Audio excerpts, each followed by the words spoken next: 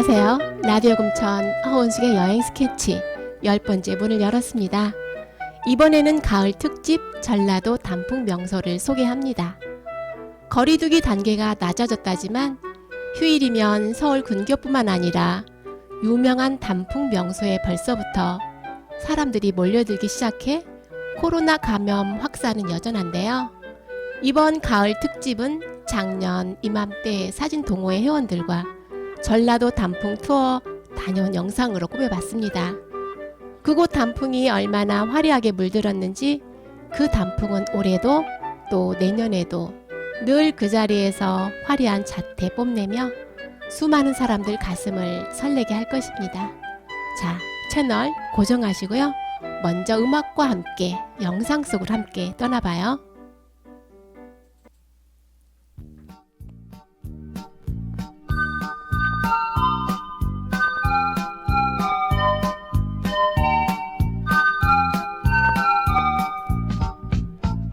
빨간 단풍잎이 바람에 날리어 내 작은 창가에 떨어지면 나는 잊었던 옛날 일을 조금씩 생각할래요. 거리를 오가는 수많은 초라한 연인들 옷깃에 빨간 단풍잎이 떨어져서 한없이 내 마음 울리네. 오솔길을 나 혼자서 쓸쓸히 걸어갈 때에 누군가의 따스한 손길이 난 정말 그리웠어요. 아직도 창밖엔 비 내리고 옛날이 생각나지만 빨간 단풍잎길 둘이 걷던 옛날을 난 생각할래요.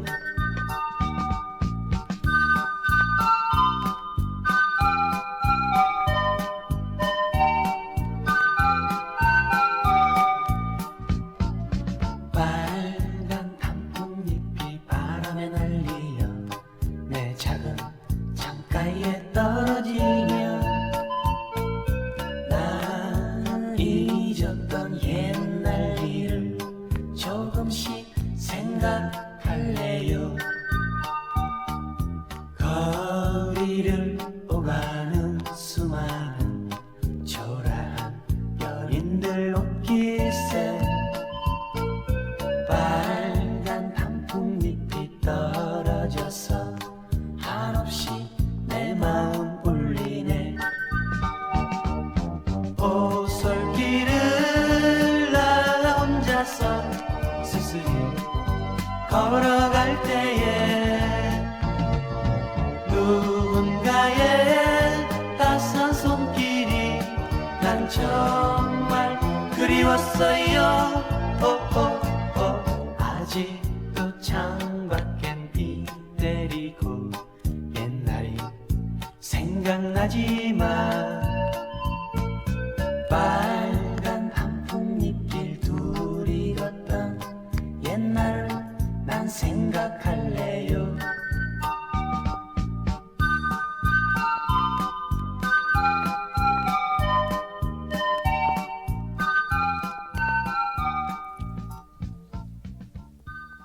전라도 단풍 명소 먼저 첫 번째로 떠날 곳은 정읍 내장산입니다. 가히 단풍의 최고라 할 수 있죠. 호남의 금강이라 불리는 정읍 내장산.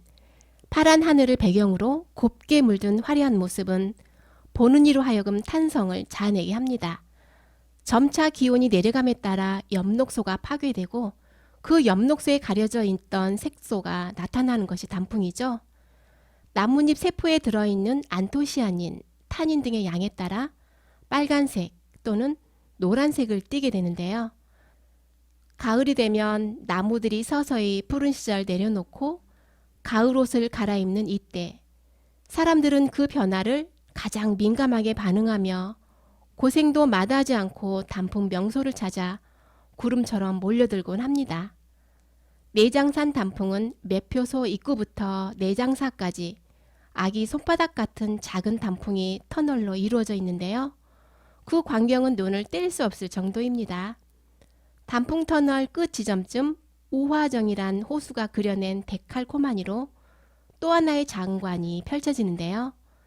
단풍과 우화정을 배경으로 수많은 사진가들의 셔터 소리가 잔잔한 호수를 깨우고 또 깨울 정도죠. 굳이 산행을 하지 않아도 정상까지 케이블카가 운영이 되니까요.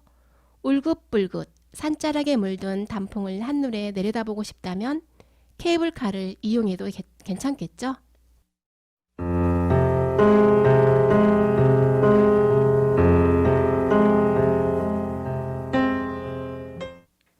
두 번째로 떠날 곳은 장성 백양사입니다. 백암산 백양사 단풍도 내장산 단풍만큼이나 색이 곱고 잎이 작은 아기 단풍이 줄을 이루는데요. 내장산보다 백암산이 남쪽에 위치해 있다 보니 단풍 시기가 2, 3일 정도 늦다고 합니다. 백암산은 천년 고찰 백양사가 있는 곳으로 일주문부터 백양사까지의 약 1.5km 구간에 아기 단풍 터널길과 천연기념물 제153호 비자나무가 어우러져 아름다운 경관을 뽐내는데요. 공원 입구에서 백양사까지는 약 1.5km로 평탄하고 아름다운 단풍길이 펼쳐집니다. 백양사까지 가는 길엔 계곡물이 흐르는데요. 곳곳에 고여있는 맑은 물 위로 늘어진 단풍이 수치화로 펼쳐지곤 합니다. 단풍에 취해 걷다 보면 백양사 쌍계류에 다다릅니다. 붉게 물든 아기 단풍과 연못을 경계로 위아래가 똑같은 모양을 한 쌍계류는 수많은 사진작가들이 찾는 명소죠.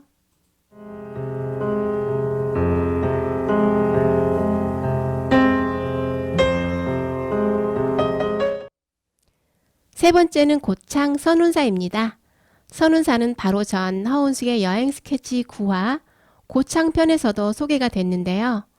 이곳은 단풍뿐만 아니라 선운사 주변을 붉게 물들이는 꽃무릇과 동백꽃 등 사시사철 여행지로 많은 관광객들 발길이 끊이지 않는 곳입니다. 이곳 단풍은 매표소 이전 주차장부터 시작되는데요.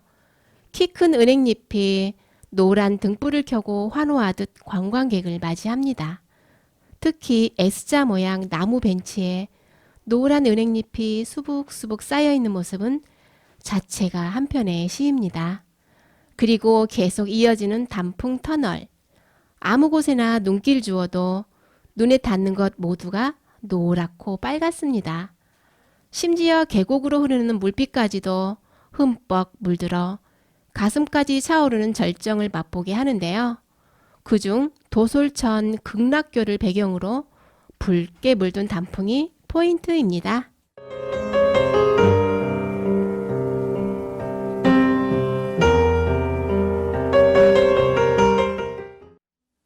네 번째는 진안 모래제 메타세코이아길입니다. 메타세코이아길은 계절마다 다른 매력을 뽐내며 관광과 사진 촬영, 드라이브 코스로 큰 인기를 끌고 있는데요. 진안에서 전주를 연결하는 구지방도로인 모래제에 가는 길에 위치한 1.5km 구간의 메타세코야 길은 나무에서 뿜어내는 특유의 향기에 방문객들이 꾸준히 늘고 있죠. 특히 봄, 여름, 가을, 겨울, 사시사철, 철 따라 각양각색의 풍경에 영화, CF, 드라마 촬영지로 각광을 받고 있는데요. 영화 국가대표에서 주인공 하정우 등 스키 선수들이 코치와 자전거를 타고 달렸던 길이기도 합니다. 한적한 시골길이지만 너무도 이국적인 길. 그 길에 서면 당장이라도 어느 먼 곳으로 여행이라도 떠난 듯 그렇게 설레게 만듭니다.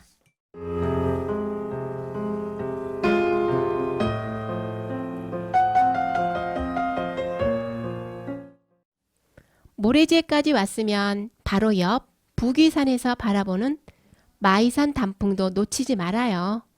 구불구불 임도를 따라 차로 약 10여 분 달리다 보면 고갯마루에 차를 주차시킬 수 있는 곳이 나오는데요. 이곳에서 부기산 등산로를 따라 약 20여 분 오르다 보면 마이산을 정면으로 바라볼 수 있는 전망대가 나옵니다. 마이산을 바라보라고 일부러 자연이 만들어 놓은 듯 이곳에 서면 공간이 확 트여 시원한 바람과 함께 눈앞에 펼쳐진 그림 같은 산 그림회가 차르르 펼쳐집니다. 말 귀가 쫑긋 올라온 것 같은 마이산의 진기한 풍경은 운해와 함께 바라본다면 그 감동은 어떨까요? 그러려면 어두컴컴한 새벽부터 서둘러야 합니다. 부지런하지 않으면 이런 풍경을 본다는 것은 무리겠죠?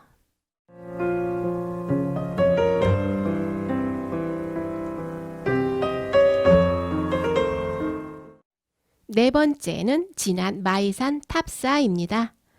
대한민국에서 가장 기가 세다는 곳, 마이산 탑사.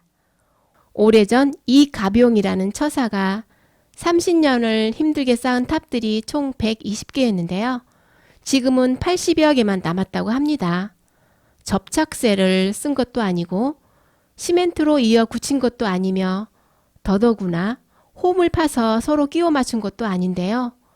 그런데도 100여 년의 풍상 속에 태풍과 회오리 바람에도 끄덕없이 견고하게 버티고 서 있는 까닭은 무엇일까요? 이것은 비단 우리나라뿐만 아니라 세계에서 보기 드문 불가사의로 세인들의 입에 오르내리고 있답니다. 돌탑들의 형태는 일자형과 원뿔형이 대부분이고 크기는 다양한데요. 대웅전 뒤에 천지탑 한 쌍이 가장 큰데 어른 키의 약 3배 정도 높이라고 해요. 어떻게 이런 높은 탑을 쌓아 올렸는지 아직도 정확히 밝혀지지 않아 사람들의 궁금증을 불러일으키고 있다죠. 커다란 바위를 타고 오른 담쟁이 넝쿨이 붉게 익은 가을을 말해주고 있습니다.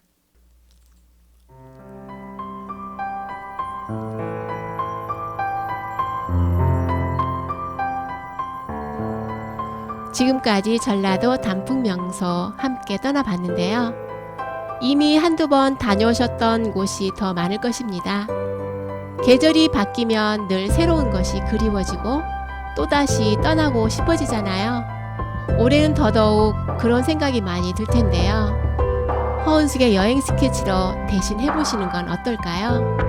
지금까지 라디오 금천 허은숙의 여행 스케치 진행의 허은숙, 기술의 김진숙이었습니다. 여러분, 다음 시간에